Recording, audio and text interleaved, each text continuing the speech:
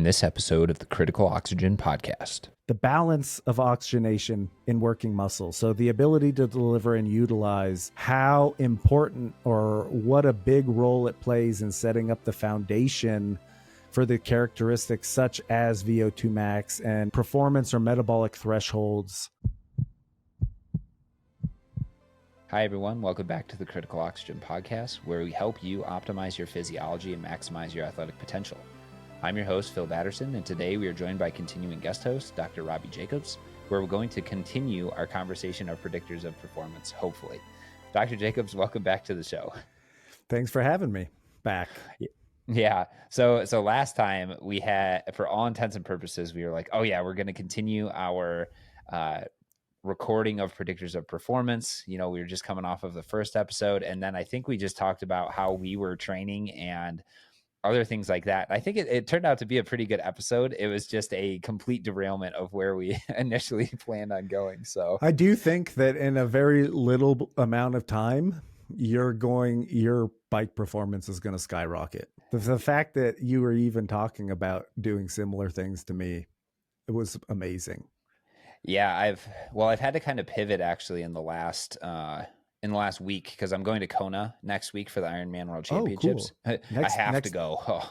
Next week, huh? What days are you there? I leave Tuesday next week, and then I don't get back till Sunday. It's going to be awesome. And I'm going with Moxy Monitor. I'm the staff physiologist for them, and I'm going to bring my kicker and Moxy's and heart rate monitor, and then I'm going to do some testing and assessments out there through a company that we're essentially like teaming up with to offer remote physiological assessment, which is going to be really cool. So I'm hoping that I get, a handful of people, and it's a good experience for them, because that's something that we're going to start offering, is this remote physiology testing, which I think is going to be a game changer, for a lot of individuals who are interested in this stuff, but don't have, either the money or the access to it. For sure.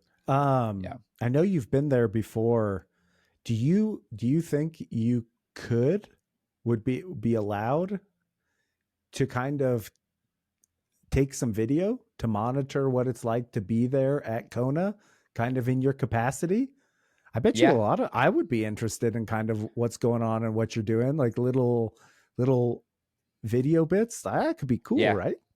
Yeah, I'll probably, it's all about Instagram right now, right? So I'll probably do, a few videos and put them on my story, walking around the vendor village, walking around, like the Elite Drive, which is like where the run is and all of that. I'll for sure be recording, some videos for people who are doing like the assessments, and then putting those on my story as well. That'll be awesome. And I'm going to be doing some interviews, hopefully, with a few individuals who are working with Moxy and Moxy Monitor, and that will be posted on like the Moxy Monitor Instagram as well. Very cool. So, okay. I'm gonna keep my eyes open. Yeah, it should be fun. Last year we had like a group of 3 tech companies that were all together that like rented out a space, and it was called data driven performance or something like that, data powered performance. And that was really fun, but unfortunately this year it just didn't work out. So Roger was nice enough to be like, yeah, Phil, we need to send you out there, because I think this is still worth, he thinks it's worth it from a business perspective. So totally. I'll be out there.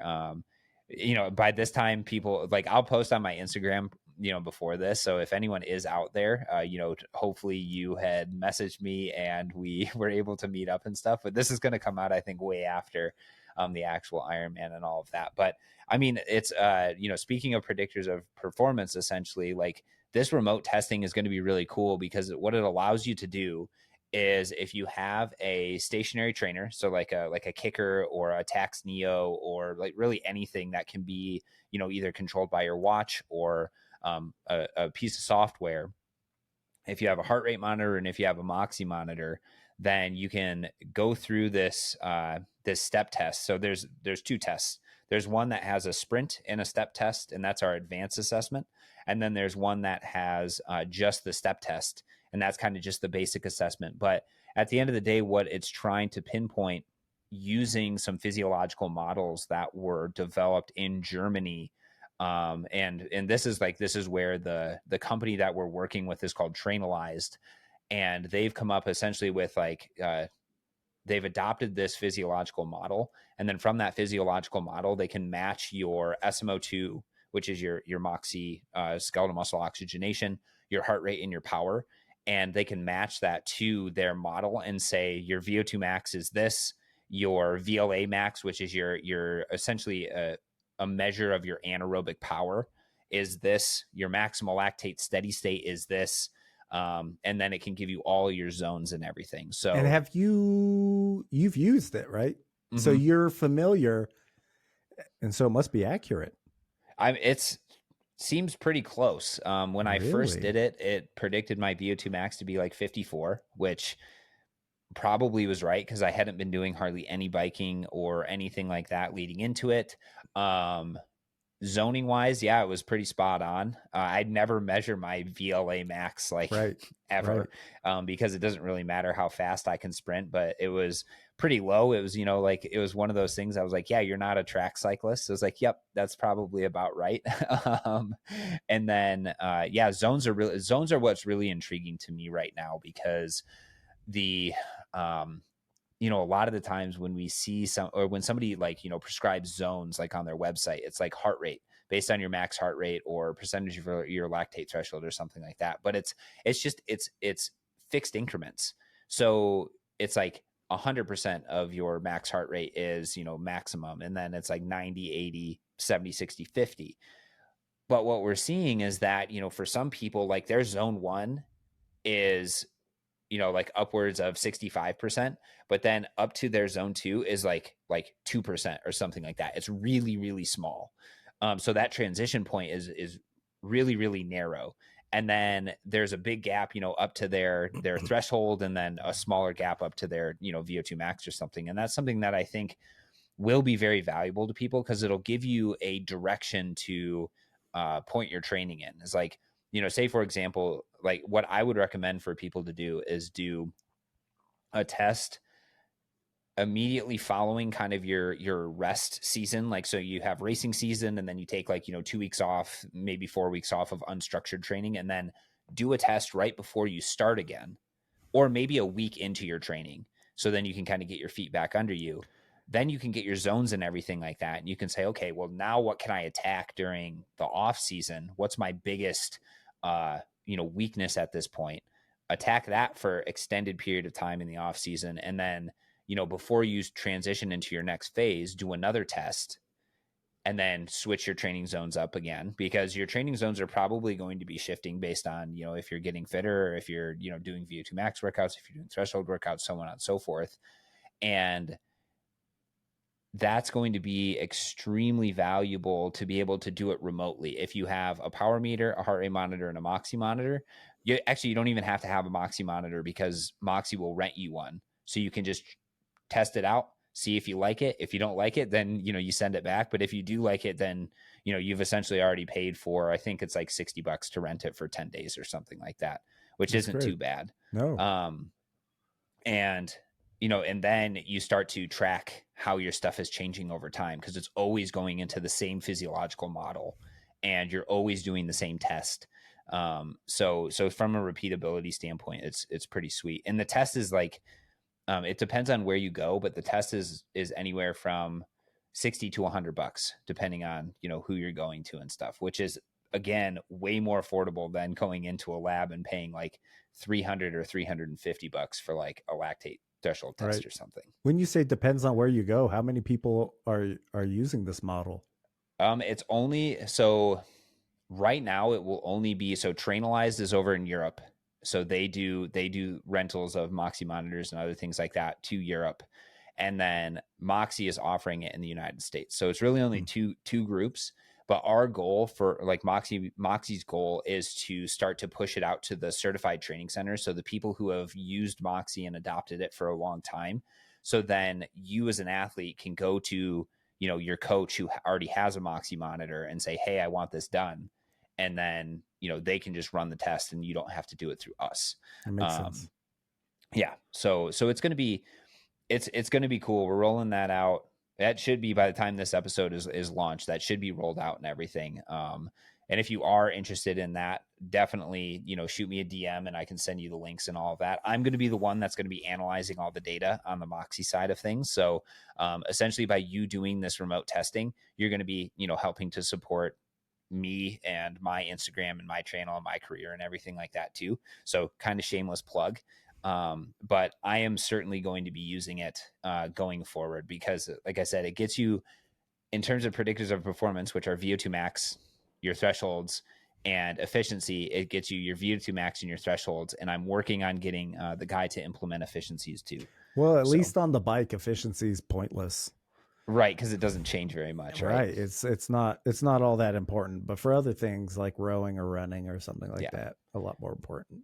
Yeah, we're working on adding treadmill assessments as well, which is going to be another big jump, right? Open up a huge market. The biggest challenge right now is that you need people to hold a constant power or speed, and if you have them do the run outside, I've tried it before. It's so hard. Really? Like even if you're on a track and it's flat and all of that, and you're wearing like a power meter, it's so jumpy just because it's so hard to control, like the exact power output, that you're giving. That's why erg mode is so important, for these trainers. And then rowing is going to be hard too, because again, it's like, you're going to have to try to hold that power and it's just not going to be steady. Right. So we're working on solutions for those, but for now it's going to be just biking, which opens up, it still opens up like, a huge, I feel like cyclists adopt like a lot of the assessments and stuff too, like, fairly quickly. If they were the first people to use power and they still use power and stuff. So they're on average, they tend to be a lot more savvy with sports nutrition. They do. Even Brett, our friend who works at Nike, he says that. He says he sees like track athletes come in as the least knowledgeable, but oftentimes cyclists tend to be the most. Yeah. I think when you eliminate the complications of just the movement, right? Running is a complicated movement. Cycling is like, I don't mean to offend anybody here, but cycling is a lot less complicated, and that allows you to open up some mental space for, okay, what sort of nutrition can I do on here? And you can kind of push it too, because you're not bouncing up and down. You can carry all of your nutrition on your bike or in your pockets or like other things like that, and it's not going to change your performance that much. And it's interesting you say that, because when I was doing my ultra marathon, I was talking to people. I was like, oh yeah, I'm going to try to hit 80 to 100 grams of carbohydrate per hour for the entire ultra, and they were like, what? Like, that is insane. I only do like 30. I'm like, well, you're leaving that's insane. I know. I'm like, you're leaving a lot of potential performance on the table. Like, I know ultras are generally kind of slow, but you're still exercising at a moderate intensity for extended periods of time. Like, really the only time you're only burning fat is when you're at super, super, super low intensity. Like on a bike, it would be like, maybe 60, 70 watts if you're pretty fit, or if you're sitting down like we are right now and you haven't eaten. Yep. Well, and you feel better, like even not burning, like you just feel better too. Yeah. That's big. Yeah. That was, palate fatigue is a big thing actually in ultras. I made everything orange flavored. And I got sick of it probably around the 15-mile mark, which is about 3 hours into the race. But I was just like, at that point, I was just like, chug Coca-Cola every single time I would get to an aid station, because that was giving me a little bit of caffeine. It was giving me, carbohydrates and stuff like that. And I was definitely, it's, like marathons, ultra marathons, it's just a matter of time before, you're going to run a calorie deficit the entire time. And it's just a matter of time of just staying ahead of it as long as you possibly can. Everybody has a plan until you get punched in the mouth. Yep. And hitting the wall is getting punched in the mouth. Yeah. Yes. I don't think I hit a wall during my ultra marathon, but that's good. I definitely got to, like, so it was weird because I got to a point where I was just like, oh, I wasn't excited about my like nutrition and stuff like that. So I kind of stopped it, which is like, of course, that was like a bad decision. But I never got to a point where I was just like, I'm not going to make it, or, you know, anything like that, where I just feel, you know, like I didn't feel like despair, or anything. But I feel despair on my daily training sessions. What are you talking about? You didn't feel any despair during your ultra marathon? No, I was really? I was like, we're going to get there. I would feel despair in the first minute. I'd be like, oh my God, what's going on? No. Okay. So, okay. Maybe I did feel a little bit of like, what am I doing? When I was 15 miles into it, and it was like an out and back essentially. And, you know, so I got out, and I was like, oh no, like I got to repeat that. So I guess a little bit of despair, but at the same time, it was like, you know, I wasn't going out there to, you know, like I'd never done one. So I didn't have any like PRs to try to set. I didn't, you know, I was just kind of like, okay, well, it's just, it is what it is. We're just going to get through it, and we're going to do it, and it's going to be fine. I'm going to, you know, again, control what I can control, right? It's that like internal locus of control versus the external sort of things. Like it started raining, which I actually kind of liked, but I had my headphones and stuff, and I found a new Linkin Park song, and it was while so you were good. Racing. Yeah, you found it during the race, and you're like, oh, yeah, I like think this. so. Yeah, I was like, wow, this is actually really good. Where the hell did this come from? And I probably listened to it like on repeat, like no kidding, like 10 to 15 times in a row. Oh, I would totally do that for sure. It was like I've done so sometimes good. My whole workout is just one song. Sometimes, yeah.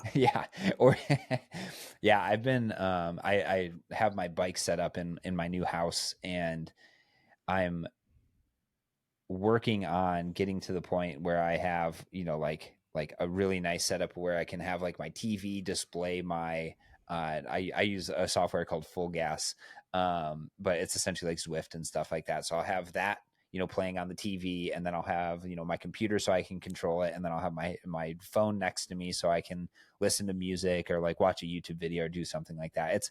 It's a lot of distractions, which I wouldn't recommend to people. So I have the same thing. Yeah, very similar. Especially when you're doing like heat training, and heat training sucks.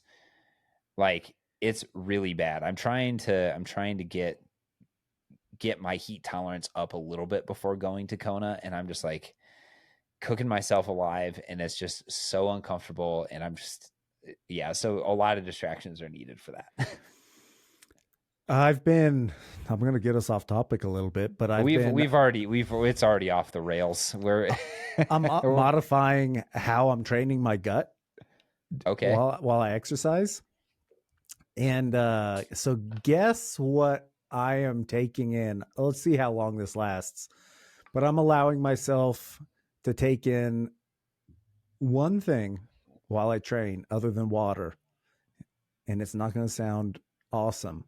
Will Ferrell in Anchorman thought it was a terrible idea when he was outside in the hot. I don't remember. I'm drinking milk. What?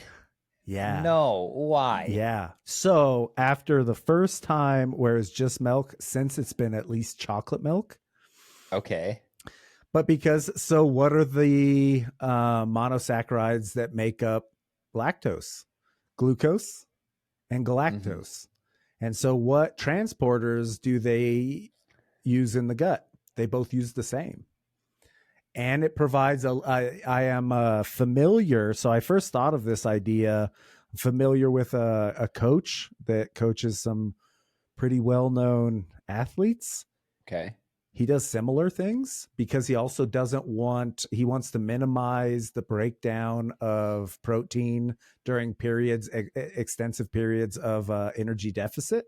Mm-hmm. So there's also a little bit added benefit, you know, for maybe modifying protein breakdown. Right. Because you have a moderate amount of protein. If you can stomach it, I guess it's fine, right? Like it gets hard when it's just pure milk. It gets hard towards the end, so I had to make it at least chocolate.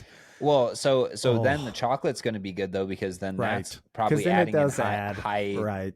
or what is it? High fructose corn syrup. So then Probably, you'll have your or fructose sucrose.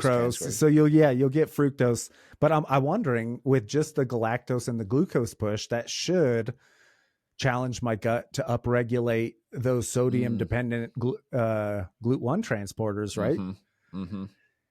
Hmm. We'll see. I may just be drinking milk while I exercise and be a dummy about it. But oh, the I think first it's day, funny. It's like, oh, should you be is drinking milk brutal. while you exercise? It's the I new know. it's the new thing. And it's just and if we really want to go far and like make commercials and stuff, it'll be you riding on it and just dumping milk all over yourself while you're riding.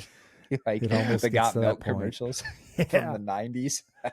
Well, so what's really gross is towards the end, I was riding for like an hour and 45 minutes the first time. By the end, I was like, spit these little Oh, weird, it's almost like casein chunks or something from the no, milk. It was gross. It's like gross. it's coagulated milk. You're Yeah. spitting up coagulated milk. My That's body's like, why gross. are you doing this to a, yeah. Yeah. See, I think, there are other things you could be Options. taking to I be know. doing it. So I know. so what I do is, when I'm trying to push, my just like, carbohydrate intake is I really like Morton because it sits really well with me. I never get any I haven't gotten any stomach issues or anything like that. And now I can, be on the bike and be consuming an 80 gram, you know, 80 gram Morton every single hour and feel totally fine. If I wanted to push that a little bit, I could give it a shot. I just have to be more prepared, and then it gets a little bit expensive, but What's the um volume? What's the it's volume you take in with that? 500 Okay. 500 Do, mils. do you take it in throughout that hour, or do you take it in like, do you try more at one time? Like every 15 minutes. So Yeah, so you'll try to drink about a quarter of it every 15 mhm. minutes. Yep. Yep, Is I'll it do hard? that. No. Do you have No, to because I adjust don't your have any more intensity at water or all? anything like that. No. No. If I'm going like really really hard, then it is, but for the most part, if it's like, even if it's, like moderate, like kind of getting on like that low threshold, it's like 90% of FTP or something like that. Um no, it's not too bad. And it's like it just tastes like this sounds weird, but it tastes like sweet spit because like the consistency is a little like gelatinous, but it's not like a Right. gel. Right. Um, and it's just slightly sweet. So if you want to make other flavors to it, like if you like, for example, like I also sweat a lot. So I Me always make too. sure I add more sodium. It's not just sodium, but like, electrolytes. So I Right. use this stuff Right. called LMNT. That's like literally the name.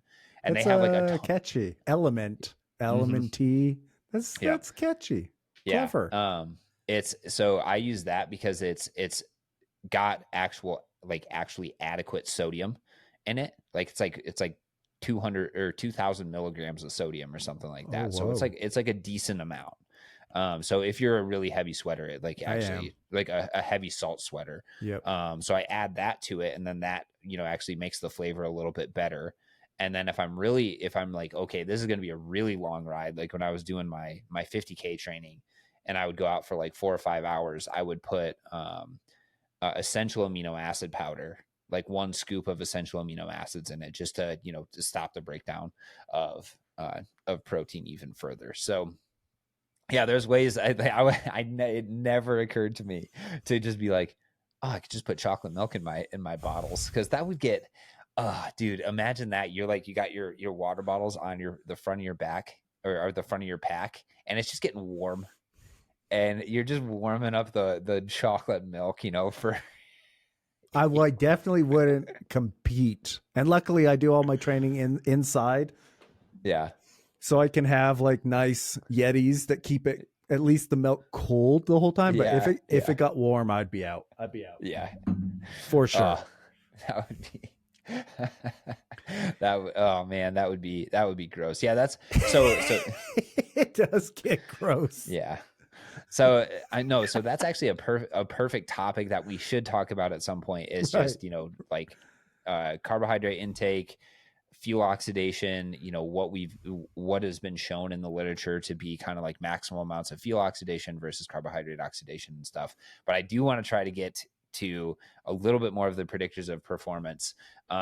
We've kind of jumped back and forth, which is fun. That's kind of like the fun conversations that we would always have, during my master's degree is like, it's like, it starts out, hey, I have a question about, critical power. And then we'd end up, completely. And then we like, okay, well, what about critical power at the end? So back to predictors of performance. So we kind of ended the last episode of predictors of performance on this idea that perhaps the strength of your capillaries, myoglobin, and mitochondria, or the ability to transport oxygen from your capillaries to your mitochondria and then your mitochondria to utilize that oxygen, was actually one of the most predictive elements or units of endurance performance. Like you had a paper that you did, I think it was back in like 2011 or 2013, that was looking at predictors of performance that was kind of hinting at this, where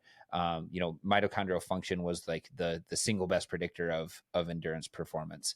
And now we kind of understand from papers, like reviews, like from Vandersword, which I think will be in the show notes.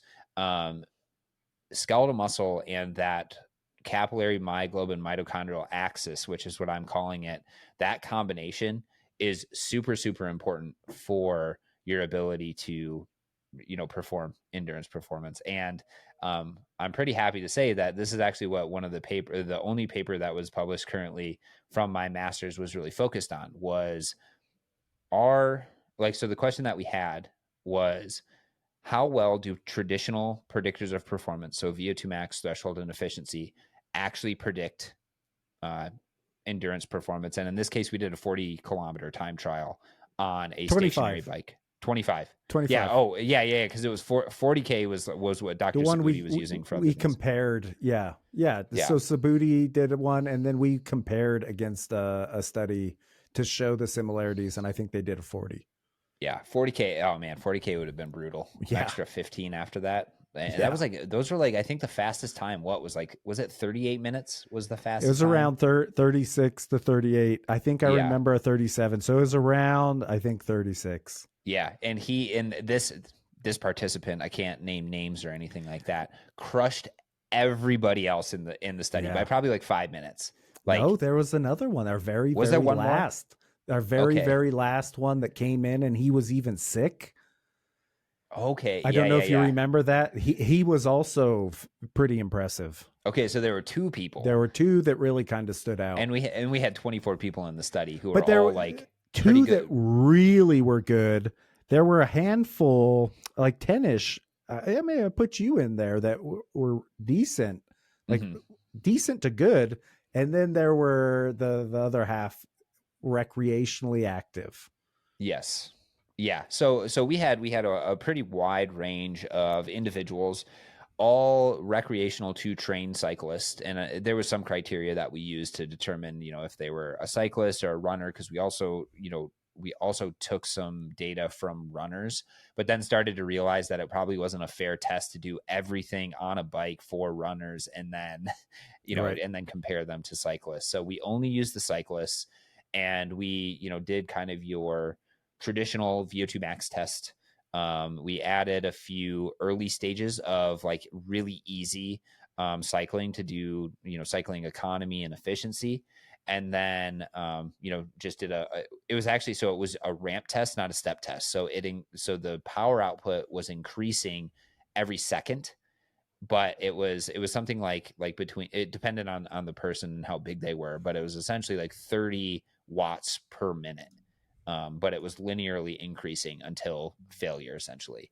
Then we gave them 10 minutes of rest. After the 10 minutes of rest, they did a second sort of VO2 max verification test where they did relative 2 or 3. It was 3, right? Because we needed to do delta efficiency. Oh no, it was 2 steps. It was 2. Yeah, it's like it was just 2 steps. And the second one, because the first test, we got all the exercise efficiency economy data on the same absolute workloads. And then right. on the verification test, we were able, since we already knew what their previous max was, then we set those 2 warm-up steps so that we could get all the efficiency data at the same relative workloads, which was 15% and 30%. Yep. Yeah. So we did 2 easy stages and then essentially ramped them up to 110% of their peak power output during the V02 max test over the course of like a minute or something like that. And then just had them ride as long as they could. And yeah, it was brutal. And that was a recommendation that was published, I think it's like back in 2017 by somebody, or by, like a group of people who had done, a lot of VO2 max verifications and other things like that. And they said, you have to do a verification of 110% of VO2 max power in order to actually make sure you got a valid measure of VO2 max. So we did that, and it was miserable, but because I was a participant in it, so I can attest to it. You were a participant twice. You did. Oh, you did did I? Was that I like because a you guinea were the pig in the very beginning? first, so that we could try to work out, and then you did it again so that we could actually get better performance data, because we were kind of figuring out the methodology that first time you did everything. So Yeah, you did it twice, but your second time you were better. I mean, yeah, you did better. Yeah, and that was like, we talked about this on the podcast, but that was probably like the best shape I've been in a really long time, and especially in terms of my power output on like a VO2 max test and stuff like that. Now it's like it's still pretty low, but again, the VO2 max test is a little bit different. Anyways, I digress. But so after we would get them done with that second VO2 max verification, we put them on it was like a beach lounge chair, and we put these blood pressure cuffs around their thighs. And one thing that I didn't mention is that they were wearing NIRS devices, so near infrared spectroscopy, which is like a Moxy monitor, but we also have like a lab grade device that's a lot more expensive than a Moxy monitor. And at the time, Moxy hadn't had as much validation studies as it does now. So we used that, and we had them on both legs. And so we put cuffs around these people's legs, and we inflated them to super systolic blood pressure, which is like 300 millimeters of mercury for 5 minutes. Up to 5 minutes. Yeah, right. If they plateaued for extended periods of time, we would release it. But they tended, for the most part, tended to be on 5 minutes. Yeah. And the reason why we did that is we were trying to get a calibration, and actually we could use that Moxy data as a secondary analysis of like reliability of Moxy if we wanted to, publish like an optics paper, essentially, like for methodology with Moxy. There was one study that Roger was on that looked at, different adipose tissue thicknesses and other things like that, and the calibrations and like, where they were. But I think, that could be just like an easy paper to get out. Cool. Okay. Yeah. So if we could take that, and then we could say, oh, well, the Moxy data, there was one study that showed that Moxy data is generally between, 5% at a minimum and, 95% at a maximum. And, that would make sense, right? Then that means you need no calibration if it actually is within physiological numbers, like possible. Right. So just a thought that I had. Cool. So the first thing we did was we just did this arterial occlusion that basically allowed us to calibrate the other NIRS device, because it doesn't have a 0 to 100% scale like Moxy does. It just has arbitrary units. So we had to get a 0 and we had to get 100% for everybody. So we did that. And when you say a 0 and 100%, you had to get a 0 and 100% of what?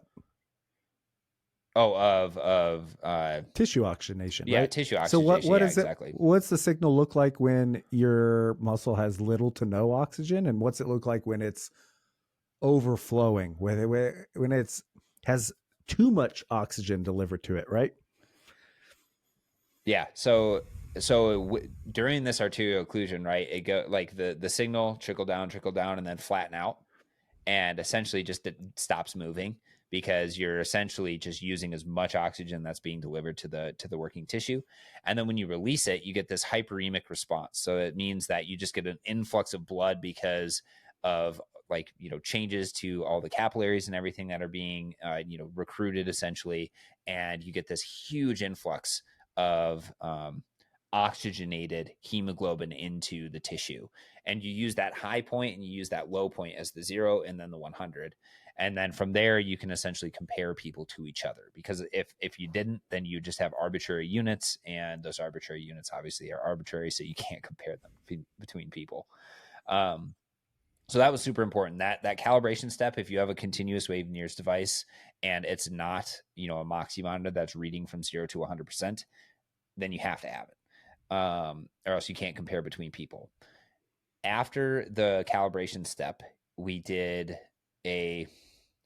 it's called a cuffing protocol. So you have an athlete contract their muscle to basically stimulate oxygen utilization, and you have them do that a couple of times, and then you start this cuffing protocol where you cuff the leg and then release it, and then cuff the leg and then release it. And essentially every time you cuff the leg, you see oxygenation start to go down, and then you release it and it starts to come up. And every time it starts to come up, because it started out a little bit lower because people were contracting their muscle and decreasing their muscle oxygenation, you get this really nice slope change over time where eventually it kind of flattens out where the muscle is now fully saturated with oxygen. And this method has been compared to in vitro physiology of, when people take a skeletal muscle in vivo biopsy. too. So both high resolution with respirometry phosphorus. and exactly. So with MRI and high resolution respirometry. So it's been validated to a method where you take a biopsy, you take a piece of, it doesn't have to be muscle. You could respire anything. You could respire heart. You can do fat. You can brain, do anything. Yeah. Yeah. But I don't know if you'd be able to collect human brain tissue. Sure. There are people that do it. Really? There are some procedures. We were talking about it when I was overseas doing my PhD and my postdoc, because some of the restrictions are a little bit more lax, or not lax. I shouldn't say that. That's a bad way of saying it. It's their, let's say that medicine and research overlap more in certain countries where some of the most highly active scientists are also medical doctors. And so in some countries, the idea of maybe using a little bit of extra brain tissue if they have to go in and remove some for any idea isn't as wild as it may sound to other people. But we would collect muscle and we can artificially, stimulate it to utilize as much muscle by means of utilizing as nutrients as quickly as possible, so we can get kind of this assessment of respiratory capacity or the maximal rate of respiration artificially, right? Mm-hmm. Yep. So the cuffing protocol has been validated against that and has essentially shown really good correlation between the two. And it was our hypothesis that maybe skeletal muscle, like non-invasive skeletal muscle measures, would be even more predictive of endurance performance compared to the traditional. Or even what if it was just as predictive without getting a muscle biopsy, without needing like a $300,000, $500,000 piece of equipment like a MRI? What if it was just as good? Right. Yeah, exactly. So it doesn't always have to be better. It could be just as good. And or even imagine if you didn't have to do a V02 Max test and kill yourself, and all you had to do is do this cuffing protocol. The cuffing protocol is uncomfortable, but it's not that bad in terms of like you just sit there on your little lounge chair and then you're then you're done. It's 300 millimeters of mercury is a tight squeeze, especially if you're wearing jeans and you have things in your pocket. But yes, we would take those out. Participants discuss was the most uncomfortable was the 25-kilometer time trial. Mm-hmm. That's what they're like. I would take this cuffing procedure over this 25K any day. Yep. So yeah, kind of gives an idea. It's never great to have 300 millimeters of mercury around your leg. So I was a participant in a study last year at UCCS where they also did that. And so okay. I went in 3 times. I had it done like four or 5 times in total. Mm-hmm.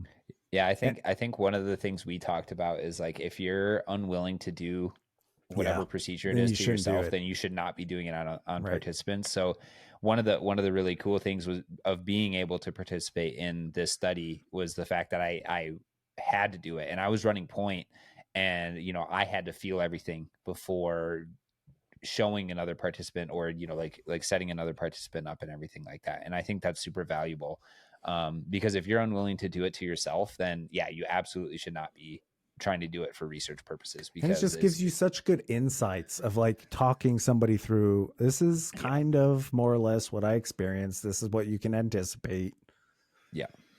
Yeah, exactly. And then of course there's always people who experience things differently and experience so I have not had a muscle biopsy, but I did have what would be a PRP injection into my hip. And I imagine it's kind of similar in terms of like the pressure that you feel. What's PRP?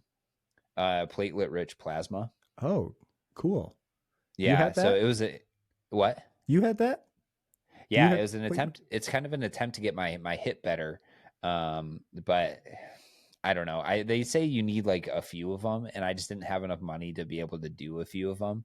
So I might go back and try it, but essentially it's just, it's taking blood out of your body and then spinning everything down and getting the plasma essentially, which has all kind of like the, like more of like the healing factors and growth factors and other things like that. And then putting it directly into an area that's injured. And some people say, oh, it just acts as an irritant. And as in so doing, sends more repair factors to like that area. So you could just do saline essentially, and it would, like, some people think it does the same thing. But yeah, so all of that's another topic we can talk about, is regenerative medicine, because that stuff is super interesting, and it's not FDA approved, and there's hardly any clinical studies out there right now. But like, the people that I've talked to that have had this regenerative medicine stuff work, like, it is solved like a herniated disc, or it's like, solved, like helped them walk again, or like other things like that, which is super, super interesting. So, okay, digression aside, let's get back to the study. They're even doing mitochondrial transplants now. Have you read about those? Yeah, they're doing everything. Like, yeah, we'll talk about that, the role of regenerative medicine in performance, because I can imagine, to some extent, it will, probably in the next 10 years or so, there will be a WADA discussion about it, right? Because there's, I am sure like football players and stuff like that, if their doctors know anything about, kind of this cutting edge technology, they should be getting injections of this stuff if it's even close. Right. So yeah, and okay, we're going to talk about this for a second. So my chiropractor does this sort of stuff, and it's not stem cell therapy, because that requires you to have an embryo and do other things like that. But what they do, and this is a little weird, but they take the umbilical cord from a child that was just born. It has to be a child that's just born. They harvest it, and then they can take this stuff called Wharton's jelly. Wharton's jelly is this stuff that's like super, super concentrated in mesenchymal cells, essentially. So these what we would call stem cells, essentially. They're not quite stem cells, just because there's slight differentiation. And I think the nomenclature, got a little weird when people were like, oh, they're harvesting babies and doing other weird shit like that. So they take this Wharton's jelly, and then they, inject it into you can either inject it into your bloodstream or into your an injured area. And what they're showing is so from what I've heard, it's about 50-50 in terms of if it works or not, which is still probably on par with most surgeries. So it's like, yeah, it's worth a shot, right? If you don't want to get like super invasive. I don't want super invasive hip surgery where I have to be on crutches for 6 to 12 months and have my fiance like help me out of bed and like do other stuff like that. Like, I'm a little too proud for that right now. But if you have enough money, if you have $4,000 to get an injection, then it's like, okay, you like might as well try it and see if it works. If it doesn't, then you're no worse off, because the worst thing that happens is you get an infection, which can happen with any injection. You're not going to turn into Spider-Man or the Hulk or anything like that. But I like, wish I would. Be awesome. that's how superpowers start to be spread, is this Wharton's jelly injection. But the idea is that these mesenchymal cells are can basically differentiate to whatever is needed at the time, and then can repair really, really well whatever is messed up. But the most interesting thing I've heard is that for people who have gotten the injections into their bloodstream, if they have issues with, say, blood glucose control, so their A1C and stuff like that, their A1C actually goes down after their first injection, even though if they have injuries and stuff, it doesn't really help. Right. So it's like one of these things where it's like, it's kind of like a hierarchy of pathologies, right? Like if your blood glucose is dysregulated, then it helps regulate your blood glucose. And then if you keep giving these Wharton jelly injections, then you start to feel better in an area that's injured. Have you read a study about or is that they just don't have anecdotal? This is anecdotal stuff. Okay. Yeah. There's hardly any clinical studies, and most of them are in like cells or in like rat hind limb unloading models, or like meniscus tear like models and stuff. And they're promising, and that's why people are continuing to use them. But the problem is that they're not FDA approved.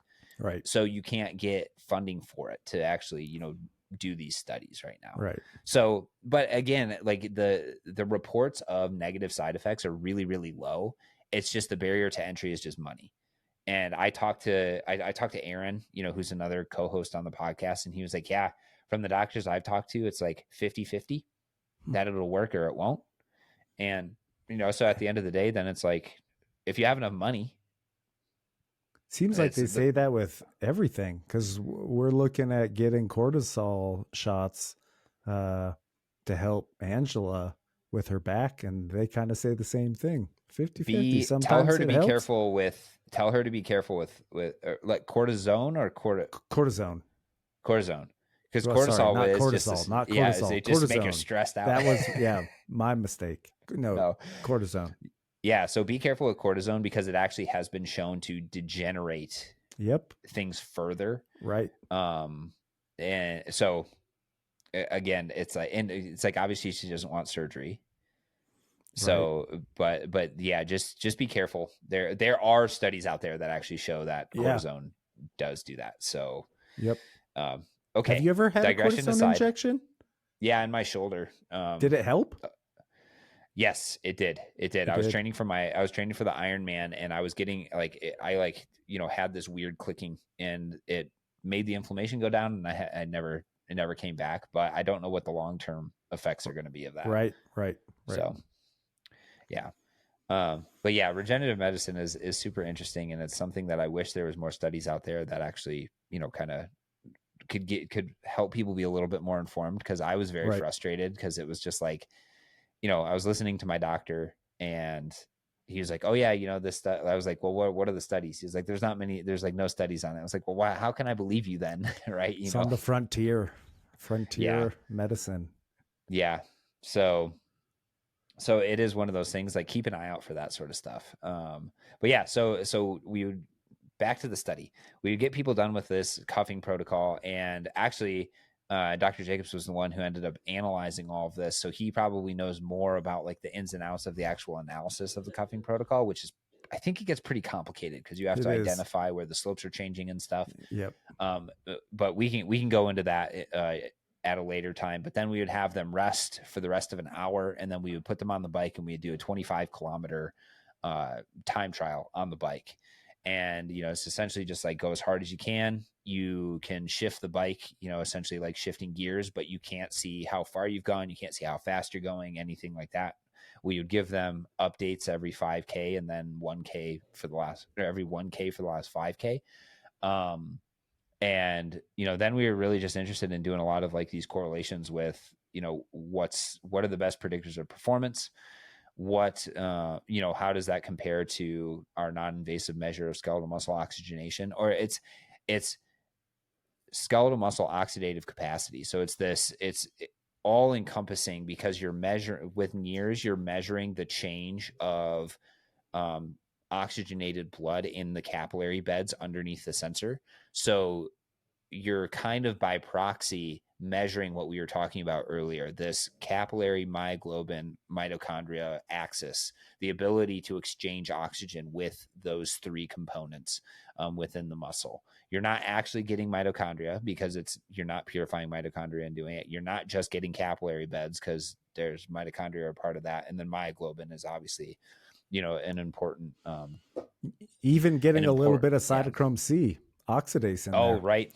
Yeah. I know that any iron containing component is just that hemoglobin is the most prevalent. Yeah. And then myoglobin would be second most. And then that cytochrome C is even probably a little bit of a signal. Yep. Yeah. And there's still no devices that can differentiate between the two. So yeah, you're measuring changes to oxygenated hemoglobin and myoglobin, but it's essentially hemoglobin because that's, you know, we don't have the granularity to tell, and hemoglobin just makes up a lot of that oxygen binding and ability. Changes in hemoglobin are going to be reflected in myoglobin soon enough, right? And so so close enough, right? You know, it's like so, but you are, you know, getting an idea of how well that oxygen can be transported from the capillary to the mitochondria and then utilized. So the big findings were that the traditional predictors of performance predicted upwards of 75% of, you know, time trial performance, which is pretty big. Like people, you know, like the Joyner Coyle paper had been, you know, postulating that this was going to predict a lot of the variance in time trial performance or endurance performance. And I think up to the point where we had done the study, there hadn't been anybody who had actually done this predictive modeling in cyclists. Weird. So 75%, which is huge. Right. And then we did the correlation with it's called a time constant is the value that you get for this measure of mitochondrial oxidative capacity. But just that variable alone was able to predict what was the actual percentage? 92. I have it right here. Yeah, it's really high. 92%. 92.7%. Jeez, almost 93. The highest traditional model was 81.8%. And that was only VO2 max and threshold, right? It was watt max and threshold. Yep. Yeah. Yeah. So yeah, efficiency doesn't really come into play like we were talking about in cycling. If anything, it kind of makes the model a little bit weaker. Just because everybody is generally like, if you're a trained cyclist, you generally have the same, you know, economy of movement, efficiency, other things like that. Obviously there would be probably a difference between, you know, like a poorly trained person, somebody who's, you know, like moderately trained and an elite level athlete. Like there would be a difference in efficiency there. But with this group of generally similar individuals, it was all pretty close. But yeah, I think that did when you got those numbers back, were you like, did I do something wrong, or were you not surprised? No, I was not surprised. I was not surprised. So which ones getting the numbers back for the cuffing, the 92.7? Yeah. I was not surprised. I felt vindicated Yeah. in thinking what I did.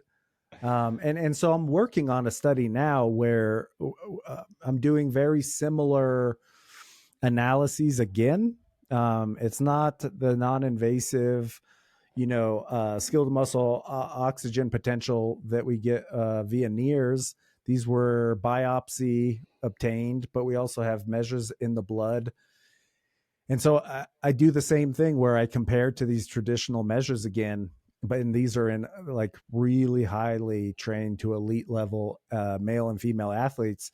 And let's say that the one part of this study that we're talking about is our threshold measures. This was before you and I were really truly steeped in a lot of the literature describing ventilatory thresholds, blood lactate thresholds, even critical power.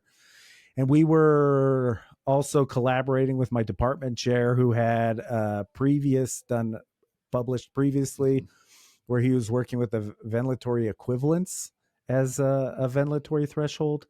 And so I look back and I do wonder if we did like a more legit classic gas exchange threshold, because all of our thresholds are on the lower end around the gas exchange threshold. We don't have the respiratory compensation point. We don't have a higher threshold that would have really improved that. But the predictors, these traditional predictors in explaining the variation in performance in these elite athletes, both male and female, are a lot higher. They're above that 80, 81.8 even. But it's more or less kind of equivalent to what we can get with some of these biological variables rather than the traditional. Right. So we're getting to a point where it's kind of evening out, if not the biological predictors are a little bit better, but we don't see as much differentiation between like NIRS derived or biological predictors versus these classic traditional characteristics of performance. They're more or less kind of equivalent. So now we're starting to truly get a good understanding of the biology that kind of explains these traditional measures. Right. Yeah. Right. And I think you and I kind of agree that it does come down to, the ability to deliver oxygen, like get oxygen to the capillary beds and then have adequate capillary bed volume in order to diffuse enough oxygen into the mitochondria, and then have enough mitochondrial volume to diffuse, to actually utilize that oxygen, right? Well, and so I will say this because I don't have a necessary vested interest in NIRS, but NIRS literally, as I was learning about the technology, what's skeletal muscle oxygenation that NIRS measures? It's the balance of oxygen delivery and utilization. And it just so happens that it appears this balance of oxygen delivery and utilization is what's governing performance, because it's governing fatigue, right? Right. You have the greater the imbalance between delivery and utilization, the quicker the accumulation of byproducts in that working muscle that lead to fatigue. And so the theory, I mean, it's really straightforward. And so that's why I wasn't surprised. I guess I was a little surprised that it was 90% or a little over 90%. But I mean, it makes sense, right? The theory behind why this should be predictive for performance, it totally makes a lot of sense. Yeah. It's something that I kind of kick myself for not pushing a little bit more when I got to my PhD, of saying, hey, let's use NIRS like a Moxie or something like that and measure changes to oxygenation during my high intensity interval training study.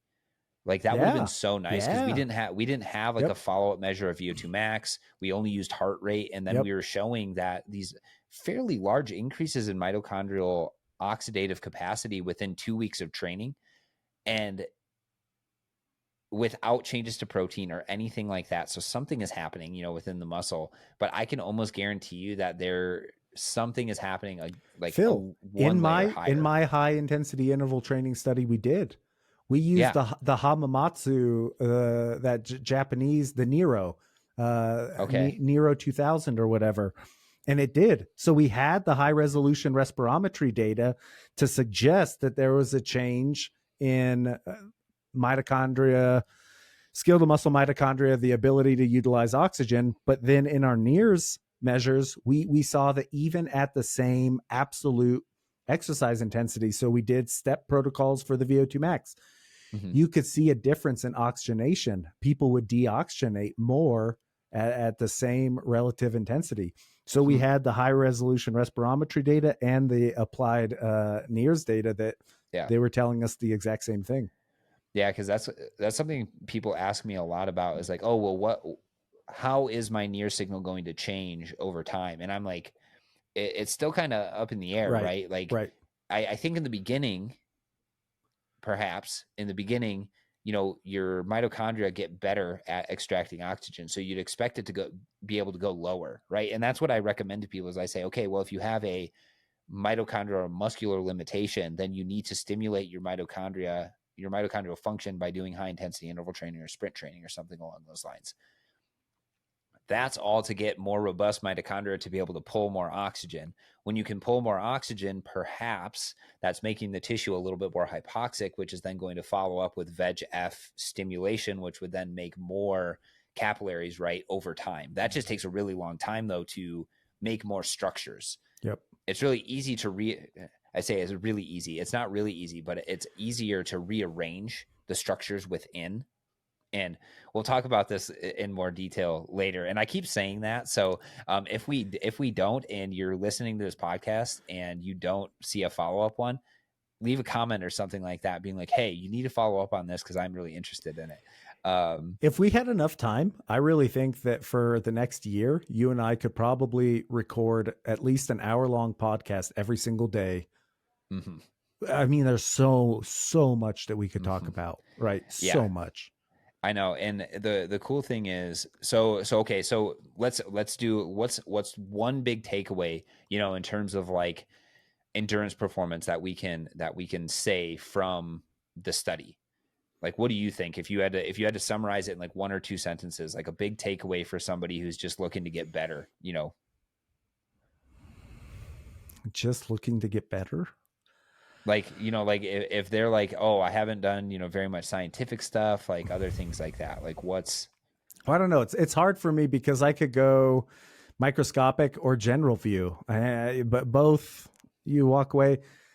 What I guess a big takeaway from me was maybe how descriptive or how the balance of oxygenation in working muscle. So the ability to deliver and utilize, how important or what a big role it plays in setting up the foundation for the characteristics such as V02 Max and especially V02 Max and these performance or metabolic thresholds. And so whether you're like, I don't want to talk about mitochondria, I want to talk about my V02 Max and my performance thresholds, I would say you are talking about your mitochondria. Yes. I think that is a perfect summary of that. Is everything is tied together. And, you and I are very mitochondrial centric, but it starts with the mitochondria. Having robust mitochondrial populations is extremely important and essentially a dictator of those other whole body, measures that we see, VO2 max thresholds, and maybe to some extent efficiencies. So, but even if you think about the origin of life, right? What were our ancestral what was ancestral eukaryotic life form on Earth? Most likely it was the single cell or a few cell organisms that really struggled to survive and thrive in an oxygen rich environment. Oxygen is actually very toxic. It's very combustible. It's very unstable, right? It wants more electrons, and that's why things like rust and fire are involved with oxygen. And so mitochondria really provided the basic, how I keep saying foundation, but foundational element in our cells that allowed for complex biological life. And so when we do talk about how health and performance have a big relationship with mitochondrial health, we're not just biased. I mean, it makes sense because our life as we know it, this complex, I say mammalian life, has been, it has evolved kind of around mitochondria playing the central role, which it very much does for energy transduction, right? So we are very biased, that we say that up front, but I don't want to have any additional skepticism grow just because our biases, because we're also steeped, in theory. Mm-hmm. Yeah, well, I think that's a perfect wrap up. So we'll leave you guys with that. If you have any questions or if you have any comments, if you're on YouTube, comment down below. If you have any questions for me or Dr. Jacobs, you can DM me, and if they're directed towards Dr. Jacobs, we will discuss them on the podcast. My Instagram is critical02. And until next time, we'll catch you guys later.